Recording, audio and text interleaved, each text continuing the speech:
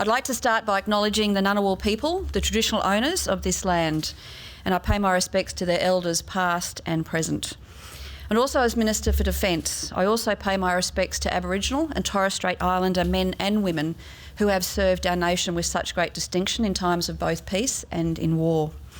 I sincerely thank Peter Jennings, the Executive Director of ASPI, for hosting this event here today. Peter and his team are critically important contributors to our national defence and also to our security dialogue. So Peter, thank you very much. I also welcome my very good friend and my colleague, the Honourable Melissa Price MP, Minister for Defence Industry. Melissa, as all of you know here, is an incredibly passionate and highly effective advocate for Australian defence industry. And also to the Secretary of Defence, Greg Moriarty, and the Chief of Defence Force, General Angus Campbell. I thank you both most sincerely for your leadership and also for the outstanding body of work your men and women have done on this package of material. And to all distinguished guests joining us here at ASPI and those viewing online here today, welcome and thank you very much for participating in this dialogue. Ladies and gentlemen, the Australian Defence Force of today is a highly professional and sophisticated force operating globally. It is also a force that continues to evolve as the world transforms and as our nation's outlook and also our priorities change. Today, Australia's strategic environment is complex, is increasingly contested and is also changing rapidly. Major power competition, militarisation, disruption and technological change and many other new threats are all making our region less safe. The 2016 Defence White Paper identified these trends and the profound consequences for Australia's economic and also for our strategic interests. And it also pointed to the risks to Australia's national interests, where other countries seek to advantage their own interests outside of the established rules-based order. An order that has been fundamental to regional stability and also has underwritten Australia's remarkable economic success. In 2016, the White Paper flagged a $195 billion investment in new defence capabilities over a decade. This is to ensure that Australia is best positioned for the long term to respond to these threats and also these trends. The integrated investment program that accompanied the White Paper and also the first principles review that followed it were and also remain the enablers of defence long-term investment strategies. These strategies are building generational defence capability, underpinning a far more potent ADF and an increasingly capable and also an increasingly vibrant sovereign Australian defence industry. The White Paper was also very clear that we needed to maintain our capability edge. We needed to adapt to rapidly changing strategic circumstances, and also we needed to prepare for the complex and high-tech conflicts of the future. Well, ladies and gentlemen, that future is now. And the government and Defence must respond. That's why last year the Department of Defence commenced a review of the strategic underpinnings of the 2016 White Paper. This review found that our security environment had deteriorated far more rapidly and in ways we could not have predicted just 4 years ago. Our region is now facing the most consequential strategic realignment since the end of World War II. Historically, defence planning had assumed a decades-long warning period for any major conventional attack against Australia. This is no longer valid. Defence thinking, strategy and planning have accordingly shifted gears. Right across the Indo-Pacific, countries are modernising their militaries and also increasing their preparedness for conflict. Nations in our region now have advanced capabilities such as submarines, next-generation air combat and highly capable land forces.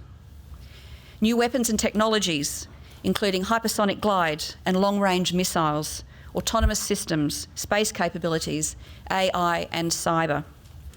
These have increased the range, the speed, the precision and lethality. Quite simply, they are transforming the characteristics of warfare.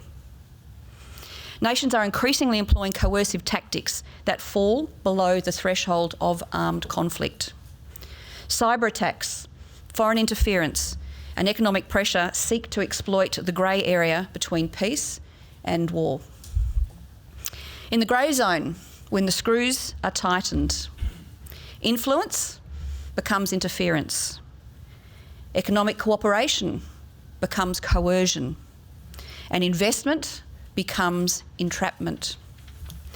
Transnational threats also remain: terrorism, violent extremism, organised crime, and people smuggling. The COVID-19 pandemic is still very much an active and a very unpredictable threat, one that is dramatically altering the global economic and also the global strategic landscape. All of these pressures are contributing to uncertainty and tension, raising the risk of military confrontation and also compromising free and open trade. Australia must be prepared for all of these strategic challenges. On my appointment as Minister for Defence, I set 3 priorities for the defence portfolio. The first was strategy, second was capability, and the third was reform. These are the pillars that underpin Defence's purpose and that will steer its success. The 2020 Defence Strategic Update and the 2024 Structure Plan, which were released yesterday, address the first 2 of these 3 priorities, that is strategy and capability. In relation to the third, reform, I'll simply say today that Defence must continue to adapt to meet Australia's changing strategic environment, keeping in constant alignment its strategy, its capability and its resources. We must become more accountable and more financially transparent. Work to build on the First Principles review is underway within the department, and I'll be making further announcements on the direction of that third package of work later this year. The 2020 Defence Strategic Update is a very timely and detailed response to the demand of our constantly evolving defence environment. The companion 2024 Structure Update plan articulates what this will look like over the coming decade and, most importantly, what it will cost. Together, these 2 documents signal, and they also substantiate, Australia's resolve to pursue 3 new defence objectives: to shape, to deter and to respond. Firstly, to shape our strategic environment. Secondly, to deter actions against Australia's interests. And thirdly, to respond with credible military force when we require it. Our updated strategy prioritises defence engagement in our region, the Indo-Pacific. This is where shaping is key. It is where we work even closer with our regional friends to ensure a stable, prosperous and rules-based region. One in which the sovereignty of all states, small and large, is respected. Over many years, I've personally been extensively involved in regional engagement efforts, particularly in democracy strengthening. Australia has an important role to play in shaping our strategic environment. This is unequivocally in Australia's national interest. And I'd like to make this important point. We must recognise and work in the knowledge that the US-China strategic relationship, the most consequential bilateral relationship in our region and in fact the world today, is increasingly characterised by competition. Australia has watched closely as China has actively sought to gain greater influence in the Indo-Pacific. We have supported China where that pursuit advances mutual interests in security, in prosperity and in stability. And where such actions have unsettled the stability of our region, we have joined with others in clearly expressing our concerns. We have always been consistent in raising concerns about developments that are inconsistent with international law or that may undermine the sovereignty of nations. We do so from a very steadfast position that our values are what define us as a nation.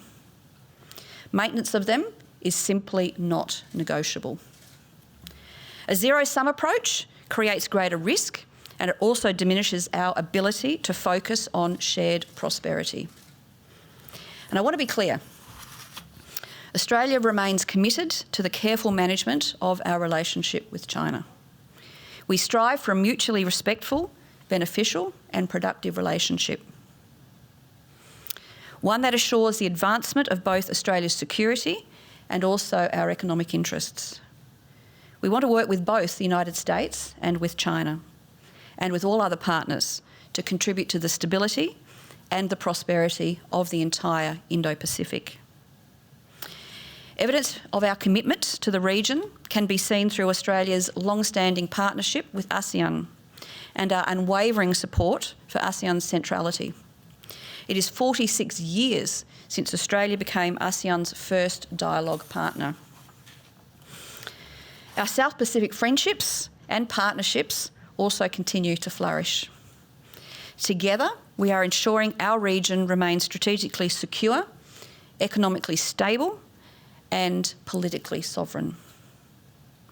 Our engagement is not defined through the narrow lens of strategic competition. We are continuing to strengthen cooperation with like-minded partners, including the United States, Japan, and India. The US continues to be a crucial force for stability and security in the Indo-Pacific. As part of our updated strategy, the ADF will maintain a capability to deploy further afield. However, it will only be done after careful assessment of both Australia's regional interests and also the impact of deployments on our regional interests. For decades, Australians have seen and we've admired our servicemen and women supporting recovery efforts in response to both domestic and regional natural disasters. Most recently, Defence has stepped up yet again to support the national response to the Black Summer bushfires and now the COVID-19 pandemic. In response, the government is enhancing the capability of the ADF to support both domestic and international disasters. But let me be very clear. This must be done without degrading the ADF's ability to cover and to deal with core military effects. So with this context in mind, let me talk more about our force structure. Australia is strengthening its cutting-edge defence force, which is already forward-looking, decisive and regionally focused. It is a defence force underpinned by Australian sovereign capability. And government has directed that Defence sharpen even further its capabilities, now across 5 domains: maritime, land, air, information and cyber, and also space. I've addressed how Australia will continue to work closely with our regional partners to achieve our shaping objective. Our capacity to deter and also to respond will be sharpened in many new ways. The ADF's weapon systems will be formidable, with more potent capabilities to deter and further distance adversaries' forces away from Australia. In this context, I think it is important to talk specifically about our acquisition of long-range strike weapons. Long-range strike capabilities mean our forces are able to pose a threat to potential adversary forces and infrastructure from greater distances. Possessing weapons of this type influences the decision-making of those who seek to threaten our national interests. This government's commitment is demonstrated with the decision yesterday to acquire the Advanced Maritime Strike Capability, the Long-Range Anti-Ship Missiles, or LRASM. We are focused on the protection of our deployed forces from ballistic missile threats, rather than the protection of the Australian continent. This is in line with our current threat assessment. Turning now to each of the 5 domains, focusing on key upfront investments. So firstly, our maritime capability. Australia is a maritime nation. Fundamental to our national security interests is a stable, rules-based order, one that permits the free flow of goods and services. This maritime domain is becoming increasingly contested. A range of advanced technologies, from hypersonic missiles to modern submarines, are being rapidly deployed. That's why the White Paper initiated the largest expansion and modernisation of the Royal Australian Navy since World War II.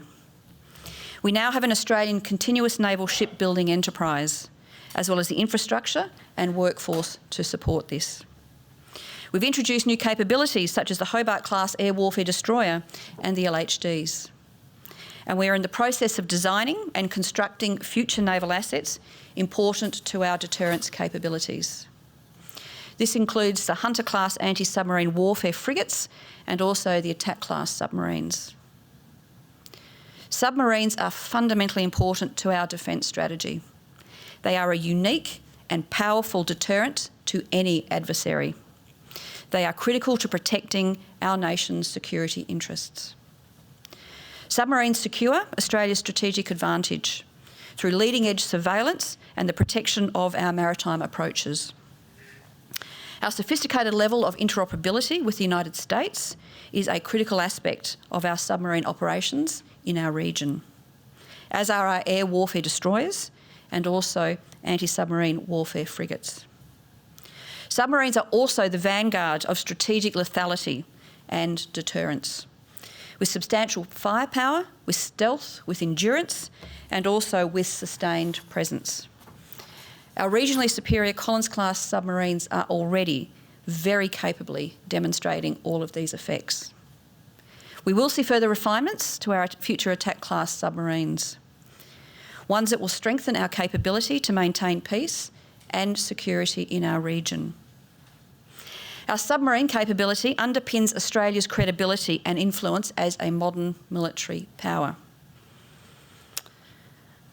And let me make that statement again. Our submarine capability underpins Australia's credibility and influence as a modern military power. This is not about politics. This is not about partisanship. This is about the security and about the future of our nation. The 2024 Structure Plan will deliver and enhance our maritime capability even further, with a total planned capability investment of $75 billion over the next decade. 23 different classes of Navy and Army maritime vessels are planned. Now in relation to land. The government will invest $55 billion over the next decade in capabilities to sharpen Army's lethality. We will also provide our land forces with enhanced mobility, speed, firepower, protection, and also situational awareness. Purchases such as long-range missile systems, enhanced missile systems, and upgrades to the protection, the weaponry, and the communication systems of our existing vehicle fleets, such as the Bushmaster and also the Hawkeye. We'll also leverage robotics, automation, and AI to enhance our land systems. This is to ensure the ADF can respond to a wider range of regional demands. To achieve that end, we will acquire capabilities such as new large landing craft, inshore patrol craft, and also uncrewed ground vehicles. These investments will enhance the capability of our land forces to conduct multifaceted operations, whether in conflict, crisis, or in cooperation. Now for our air capability. The White Paper made the case for a potent and technologically advanced air combat and strike capability, a fifth-generation air force. We now have Joint Strike Fighter and Growler electronic aircraft in the sky. Through the FSP, we'll be investing $65 billion, again over the next decade, so that our air capabilities deliver potency over even greater ranges. We will also be expanding our air combat capability with options that include long-range strike weapons, teaming vehicles, loitering munitions, and remotely piloted, semi-autonomous and autonomous aircraft. Our fleet of Growlers, C-130 transport aircraft and air-to-air refuelling aircraft will all be replaced at their end of life. The Jindalee operational radar network will be expanded to better monitor Australia's eastern approaches. And we will enhance our intelligence, surveillance and reconnaissance capabilities. These capabilities and many other in the FSP are working together will enable us to deter and to respond to attacks against Australia's interests. And also, they will better enable us to support our neighbours when needed. I now turn to the new domain of information and cyber. In addition to the physical air, maritime and land domains, Defence is increasingly focused on its capabilities in the information and the cyber grey zone. This new and broadening offensive is challenging our nation's sovereignty. Amongst the greatest of these threats is cyber attacks.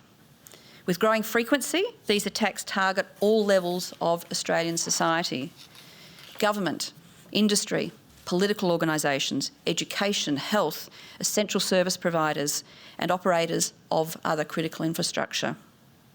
As I announced on Tuesday, the government is enhancing the ability of Defence and the Australian Signals Directorate to conduct defensive and offensive cyber operations. And this also includes increasing the number of our cyber operatives. Over the next decade in this domain alone, the government will invest $15 billion to improve network security and its resilience, to integrate intelligence, surveillance and reconnaissance programs, to bolster signals and information sharing capabilities, and to improve joint command, control and also communication systems. In cyber warfare, there are no front lines. And given the blurred boundaries between military and civilian impacts in cyberspace, this investment will support the government's broader national cybersecurity agenda, which will be released later this year. And lastly, I turn to the new space domain. Space is increasingly critical to the ADF's warfighting effectiveness, particularly for real-time communications, situational awareness and rapid information delivery. Defence is working very closely with the United States, with the Australian Space Agency and a wide range of industry participants, all to advance its space capabilities. The government is investing $7 billion over the next decade on space capabilities. This will increase our self-resilience and also our self-reliance as we put new satellites into orbit as part of our sovereign controlled network. And we will develop Defence's satellite imagery, data processing and analytics capability, while expanding our geospatial intelligence workforce. To counter rapidly emerging space threats, we will invest in the Australian Defence Force's space control capabilities, such as space-based intelligence, surveillance and also reconnaissance. So, ladies and gentlemen, how do we bring all of this to fruition? Critical infrastructure and facilities, such as military bases, wharves, ports, air bases, training ranges, fuel and explosive ordnance infrastructure, are all vital to deliver this. Military operations cannot be conducted and sustained without them. Recognising this, the government is also investing over $30 billion in the next decade to strengthen Defence's estate and infrastructure portfolio. Local industry involvement will be maximised through our Local Industry Capability Plan initiative. Since its announcement in August of 2017, this initiative alone has seen Defence let over 75%, that's 75% of subcontract work packages to local industry. And that represents a $1 billion investment. Adjustments to the Defence workforce will also be crucial to delivering on our agenda. Over the next 4 years, the government will increase the number of full-time ADF personnel by 800, and the Australian Public Service staff numbers will increase by 200. And a detailed longer-term workforce growth proposal will be considered by government in 2021. I want to emphasise also that the government's defence objectives go hand in hand with the Australian economic recovery and with creating Australian jobs. As part of Defence's forward agenda, Minister Price and I have prioritised Defence's collaboration with Australian industry. And we do that to build a resilient and internationally competitive sovereign defence industrial base. The massive global disturbance caused by the COVID-19 pandemic has further highlighted the need for Australia to build stronger and more resilient and more assured supply chains. Defence's industry policy will expand Australia's sovereign capability to strengthen supply chains and also to improve the ADF's agility. Defence directly employs 116,000 Australians in the Australian Defence Force and in the public service. If you take into account downstream and service suppliers, early analysis shows that government investment in defence capabilities already benefits over 15,000 Australian companies, employing directly and indirectly over 70,000 Australians, and this is growing rapidly. Through the Australian Industrial Capability Program, 10 sovereign industrial capability priorities have been identified. These will be developed or supported by Australian companies, and in turn will support Australia's sovereign industrial base. Critically importantly, particularly now, this means greater certainty for Australian industry, jobs for Australians, and better and more resilient capabilities for the ADF. And our defence capabilities are being further enhanced by targeted research. Research that brings together the distinct strengths of academia, of industry and publicly funded research agencies to address some of our largest strategic challenges. Over the next decade, the government has allocated $3 billion of capability investment funding for defence innovation, science and technology. We'll also increase investment in the Next Generation Technologies Fund and also the Defence Innovation Hub. A capability acceleration fund will also be established by the middle of this decade. This is an investment of $130 million to support the intensive development of disruptive technologies. The government's investment in defence will continue to shore up our sovereign industrial capability and continue to grow jobs here in Australia. So where does this leave us fiscally? We are maintaining our policy of long-term certainty for defence funding that was first put in place in the 2016 White Paper. Defence and increasingly Australian defence industry rely on funding stability, especially during this incredibly challenging time for our nation's economy. Defence funding remains decoupled from GDP, avoiding the need to regularly adjust plans and purchases in response to GDP fluctuations. Total funding in capability investment over the next decade is now $270 billion. This compares to the $195 billion allocated in the White Paper. Let me assure you all that this expenditure has been rigorously cost modelled. Government has been provided with affordable capability, investment choices, which are all within Defence's current investment profile. We, of course, will continue to keep it under review. The ADS force structure needs to respond to our evolving strategic environment. And the government is working ever more closely with defence industry on any decisions that may be needed to trade off or divest capabilities to achieve our changing national security requirements. Today I've outlined the significant investment made on behalf of the Australian people into the defence and in the security of our nation. I'm very mindful that I'm a custodian of this investment. A key priority for me at my time as Minister has been greater transparency and greater clarity and greater consistency in expenditure numbers. I again thank the Department for this considerable body of work to make this transparency and clarity a reality in these documents. And I say to you all that these are numbers that you can hold me as the Minister accountable for. So, ladies and gentlemen, in conclusion, we are in an incredibly dynamic time of our history. We face a post-COVID world that is more unstable, that is more dangerous, and is more vulnerable to the impacts of technological and economic disruption. Shifts in power and pressure on rules, on norms, on institutions are all endangering the global order as we know it.